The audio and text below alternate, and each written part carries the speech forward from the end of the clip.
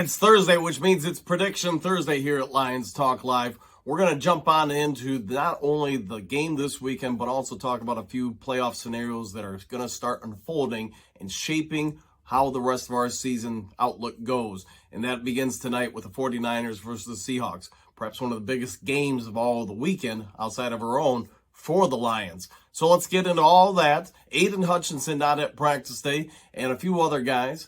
We're going to talk about those topics and maybe just a little bit more in today's Prediction Thursday, Lions Talk Live.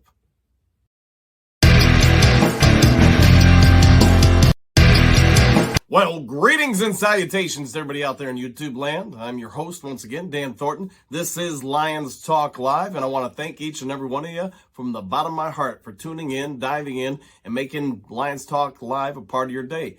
If you haven't yet subscribed to Lions Talk Live, please consider doing so. Takes you just a second and a half to hit the subscribe button, hit the thumbs up button, the like button, whatever you want to call that button, and then even leave maybe a comment or two in the section below. All those things are greatly appreciated. Helps me get out more content to you guys, and it helps the content reach other people who perhaps have not yet discovered Lions Talk Live. But now that I've done my song and dance about that, let's dive into the topics of the day. So as of today, Thursday, the Lions have 4 games left. If they win out, there's over a 90% chance they'll make the postseason. Very few things could eliminate us from the postseason if we win out these remaining games. But with that being said, doesn't mean we couldn't get some help from other sources. Like we talked about in the intro, the Seahawks are at 7-6 and facing the 49ers. If the 49ers can win, they're going to clinch the division, and that basically makes them, at this point, irrelevant to the Lions' playoff chances. It also would put the Seahawks in a precarious situation because now they'd be 7-7. The Lions win Sunday. They're also 7-7. And yes, the Seahawks would have the tiebreaker over us, but it would mean that we are trending in one way while they're trending another way. And I like our chances a whole lot more than I like the Seahawks' chances in the final 3 games in the scenario just played out. But before we get into those other things, let's start talking about Lions versus Jets this upcoming weekend.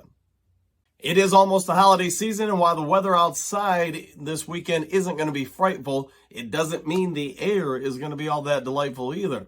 It's going to be almost 40 degrees. They're predicting that it will be right around 39 degrees, a little bit of wind, nothing huge. And, if you watch too much of the media, they make something out of something and anything they can to have topics to talk about. So here's what I'll say. Yes, it's not going to be the warmest day of the week, but if you really are somebody who lives in Detroit, if you're somebody who lives in Michigan, 40-degree weather really isn't going to affect you that much, especially if you've been here for a while. All the national media is talking about, Goff's thrown 20 touchdowns at home, only 1 or 2 on the road. I think they're looking for stuff to talk about versus what it is. In a lot of our road games, we have relied more on the running game, especially in less ideal weather. But here's a news flash. Anybody who's really watched the NFL or college football over the last, 100 years would say that's probably fairly normal. There are teams that put it up more than others, but when you have a great offensive line like the Lions, plus some running backs, you're probably going to be running it a little bit more and setting up play action versus going air Cornell and bombing away all over the place. The run and shoot isn't here. It might be the run and pound this weekend. If you study these two teams, it's going to be strength versus strength, weakness versus weakness, etc. As our offense is, statistically our strength versus their defense, which is their strength. Their offense isn't great, while statistically our defense isn't either. But I would say this, over the last, 6 games, Lions defense has been pretty dang good. So with that being said, the other big question, like we talked about yesterday in Lions Talk Live, is who's going to be the quarterback? It looks like, Magic Mike is going to go under center for them, see what he can do. But the Jets have announced as of yesterday they are going to move up Zach Wilson to the number 2 spot. It is my anticipation, there is a strong inkling that if Wilson doesn't end up starting Sunday, the Jets do foresee a real chance scenario for him to have to play the majority of the game because White's, ribs are bruised heavily.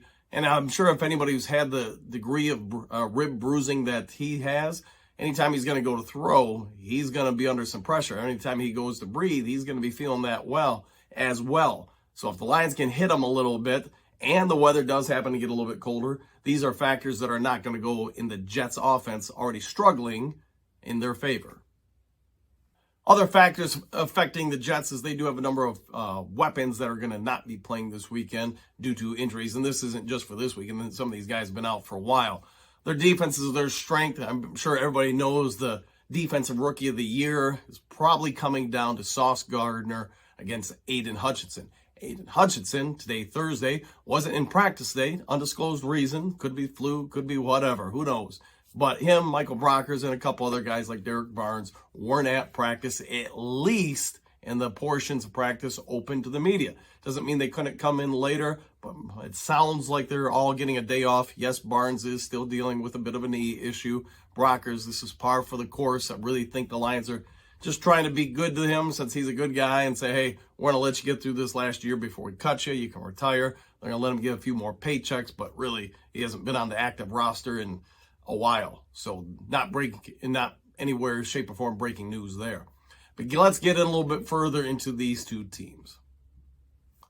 The Jets, just like, the Lions, they've got a pretty good defensive front. I would say theirs is much better than ours overall, and they're going to be able to put some real pressure on one of our strengths, the offensive line, in trying to get to Goff, Jamal Williams, DeAndre Swift, Jackson. Who really ever is in the backfield. So, with it being at their home field, you could see from the Vegas odds, Vegas is saying, hey, this game's basically a push. They're not sure who's going to win, but if you want to just go straight up pick them, you got a 50-50 chance for the most part.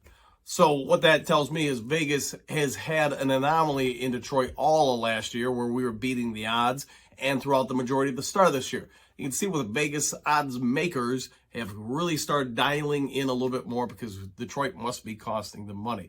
They've got Detroit as a 1-point favorite last time I checked, so that really means a pick'em game when on the road. Here's what I'll say about Detroit. I do think they're not going to put up, 30-some points this game.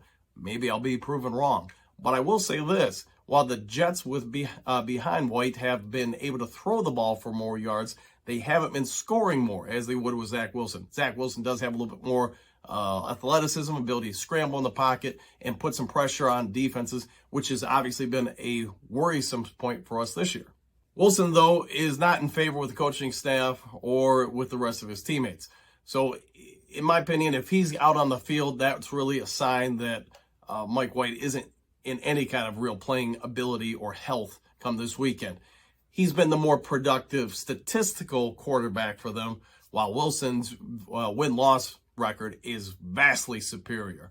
Reasons may be why here, there, or wherever, but I'm going to say this for Detroit. I think we need, or would want, if we had to pick, for White to be out on the field because he is less of a running threat than Zach Wilson. Anybody who's watched the Lions this year and last year knows, outside of the Lamar Jackson-Baltimore game last year, mobile quarterbacks have given us fits. So, if Zach Wilson isn't on the field, that probably favors us. While Mike White has been able to throw the ball statistically much better, averaging over 300 yards a game during the last recent streak he's been out there. Detroit's defense, though, has been getting better and better. So, much like last week, I think for us, it's going to come down to our defense on first and second down. If we can force the Jets into much more, 3 and longs or third down and longs, third and 6, 10s, etc., we're going to have a field day going after those quarterbacks. If we don't, we're probably going to be into facing a lot of defensive long drives. All right, let's talk about our offense versus their defense real quick. Sauce Gardner, as we know, is going to be locking up somebody. He's the closest thing to Deion Sanders or a true shutdown corner that the NFL has seen in some time.